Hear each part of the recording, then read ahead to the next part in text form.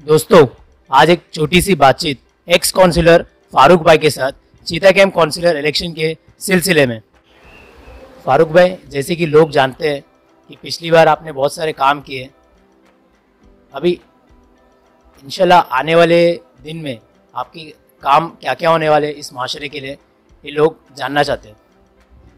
देखिए, ऐसा है कि हमने 2007 का इलेक्शन लड़ा और लड़ने के बाद में हमने काफ़ी काम किए यहाँ पे, और चीता कैंप बहुत बड़ा है।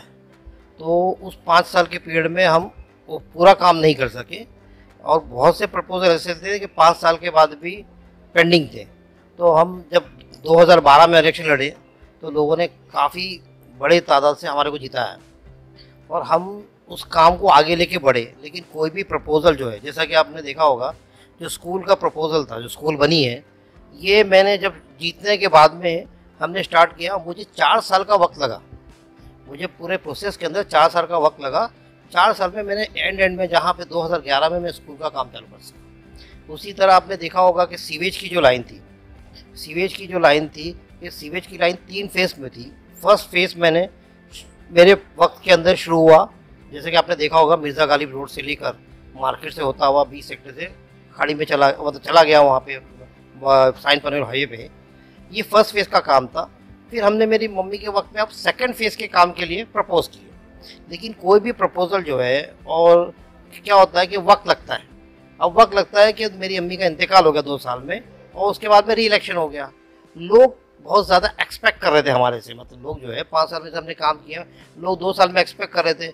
लेकिन हमारा जो काम होना था वो आखिरी सालों में होना था, और हमारा काम वो काम सब पेंडिंग है।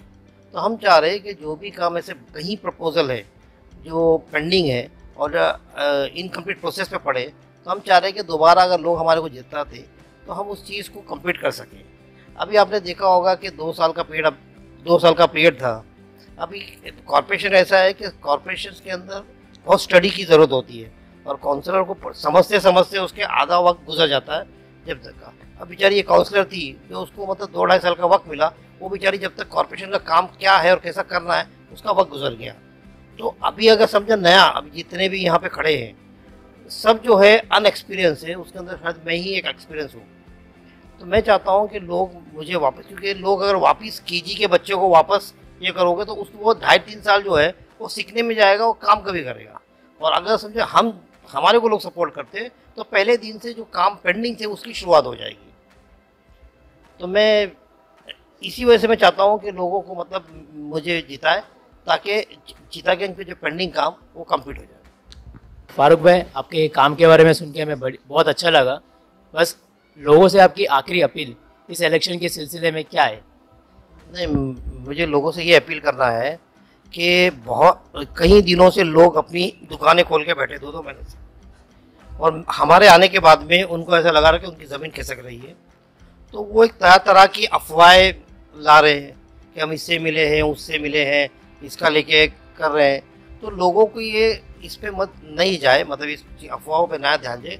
हो सकता है कि वो अफवाहें जो है मेरे साथ में जो पहले रहते थे लोग वो लेकर आए उनके पास, हो सकता है जो आज मेरे साथ में घूम रहे हो सकता है उनमें से भी लेके आए। तो लोगों को इस पे ध्यान नहीं देना चाहिए, और इंशाल्लाह मुझे जितने ज़्यादा वोट से मुझे जिताए, ताकि चीता के वोट बटे नहीं और चीता कैंप का ही नगर सेवक आए, क्योंकि 25 साल से चीता कैंप का ही नगर सेवक आ रहा है। ये पहला वक्त है कि अगर समझो अगर ऐसा कुछ चीता कैंप के वोट बढ़ गए तो बाहर ही नगर सेवक आने के पूरे चांसेस होते हैं। तो मुझे लोगों से अपील है कि अफवाहों पे और वोट बटने में ना बटे, ऐसी कोशिश करके इंशाल्लाह मुझे जिताने की कोशिश करें। नमस्ते।